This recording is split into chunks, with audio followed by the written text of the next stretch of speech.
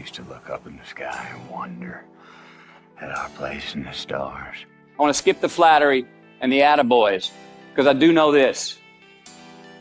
The sooner that we become less impressed with our life, with our accomplishments, with our career, with whatever that prospect is in front of us, the sooner we become less impressed and more involved with that and these things, the sooner we get a whole lot better at doing it. It's like we've forgotten who we are now. Explorers, pioneers, not caretakers. Now, why do you pursue things that scare you? Why seek the role that's hard? Because it costs me something. Because it costs. It comes with a price. It's not really a risk unless you lose the fight. I feel more alive in them. I have an experience in the making of them. I'm nervous every day I come to work. There are things you can get away with in this world, and there are things you can't. Life is not easy. It is not. Don't try to make it that way. Life's not fair. It never was. It isn't now, and it won't ever be. Do not fall into the trap, the entitlement trap, of feeling like you're a victim. You are not. Get over it and get on with it. And yes, most things are more rewarding when you break a sweat to get them. I feel like when I nail a day and I knock it and I know I did, I feel like, yes. I have a measure at the end of the day of like, you set out to do something, you prepared for it, you had intention, and you did it. That gives me gratification. That makes me feel, gives me significance. That gives me confidence. Be brave, have courage, and when you do, you get stronger, you get more aware, you get more respectful of yourself and that which you fear. I want to talk about our opponent this afternoon. They're bigger, faster, stronger, more experienced, and on paper, they're just better. And they know it too. But I want to tell you something that they don't know. They don't know your heart. Well, because heading out there is what I feel like I was born to do. And it excites me. Just because you can? Nah, come on. It's not a good enough reason to do something. Even when it means having more. Be discerning. Choose it because you want it. Do it because you want to. It's on you. It's on you.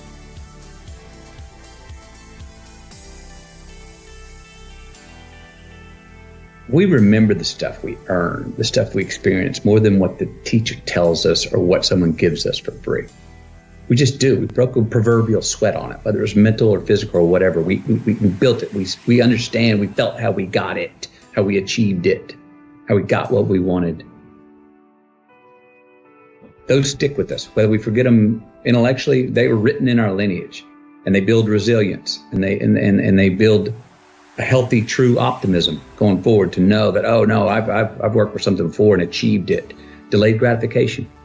Oh, there are choices I can make today for myself that will pay me back later in life.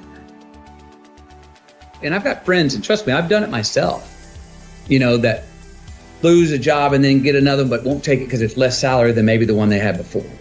And all of a sudden find themselves 3, 4, 5, 6, 7, 8 years, a decade later going, they're still stuck. They didn't do anything. They're still saying like, no, I'm going to find that thing. And I'm going like, you missed a decade, man. Just go do that one that you love to do that maybe was going to pay you less because you'd at least been building something through the day. And who knows what that would have led to? Maybe that would have led to something where you're getting paid 5 times more than you were doing something else you love even more. So sometimes it's not even about what choice we make. Just make a choice and commit to it and go and dive in. Mm-hmm. Mm-hmm. So while we're here and they're going to run across the Jumbotron, let's make it a place where we break a sweat, where we believe, where we enjoy the process of succeeding in the places and ways that we are fashioned to, where we don't have to look over our shoulder because we're too busy doing what we're good at, voluntarily keeping our own counsel because we want to, traveling towards immortal finish lines. We write our own book, overcoming our fears. We make friends with ourselves. And that is the place that I'm talking about. From the soles of your feet with every ounce of blood you've got in your body. Lay it on the line until the final whistle blows. And if you do that,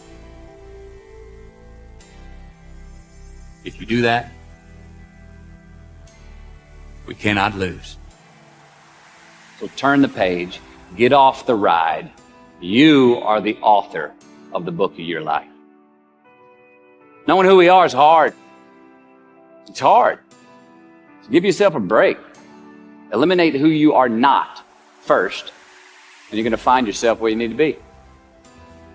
And the Oscar goes to Matthew McConaughey. I had a very important person in my life come to me and say, who's your hero? And I said, I don't know, I got to think about that. Give me a couple of weeks. I come back 2 weeks later. This person comes up and says, who's your hero?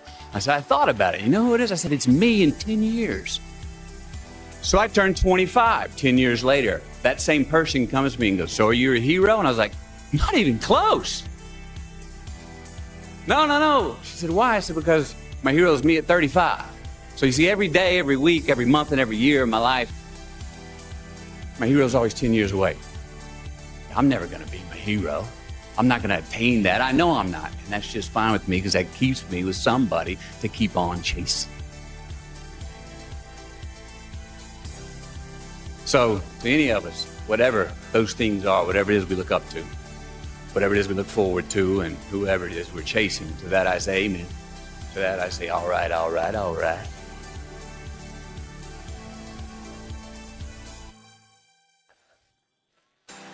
And that I say, just keep living, huh? Thank you. Nobody has ever choked? I have. You know what I'm talking about, fumbling at the goal line, stuck your foot in your mouth once you got to the microphone, had a brain freeze on the exam that you were totally prepared for, forgot the punchline to a joke in front of 4,000 graduating students at the University of Houston commencement. Or maybe you've had that feeling of, oh my God, life just cannot get any better than this moment. And ask yourself, do I deserve this? Now what happens when we get that feeling? Tense up. We have this sort of outer body experience where we are literally seeing ourselves in the third person. And we realize that the moment just got bigger than us. You ever felt that way? I have. And it's because we have created a fictitious ceiling, a roof to our expectations of ourselves, a limit where we think it's all too good to be true. But it's not. And it's not our right to say or believe it is.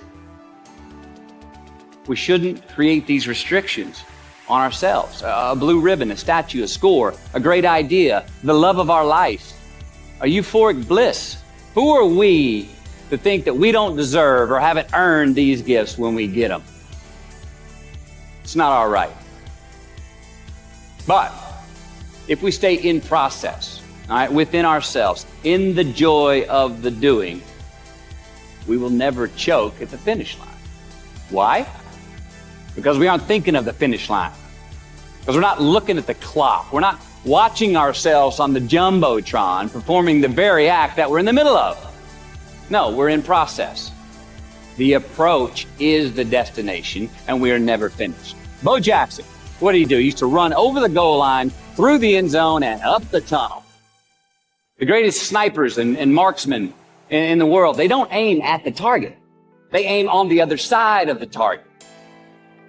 We do our best when our destinations are beyond the measurement, when our reach continually exceeds our grasp, and when we have immortal finish lines. And when we do this, the race is never over. The journey has no port. The adventure never ends because we are always on the way. So do this, and let somebody else come up and tap you on the shoulder and say, hey, you scored. Let them run up and tap you on the shoulder and say, man, you won. Let them come tell you, you can go home now. Let them say, I love you too. Let them say, thank you. Take the lid off the man-made roofs that we put above ourselves and always play like an underdog. Here we go.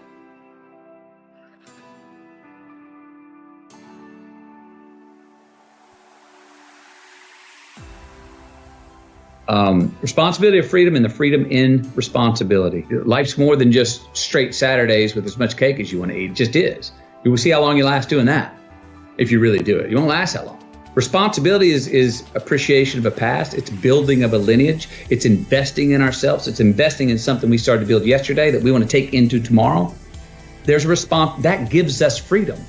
So to actually have true freedom, we have to be more responsible for certain things, for ourselves, who we are, constantly investigating and interrogating our better selves to say, I'm going to be a little bit better at this tomorrow, knowing that we never land. There's no ta-da moment.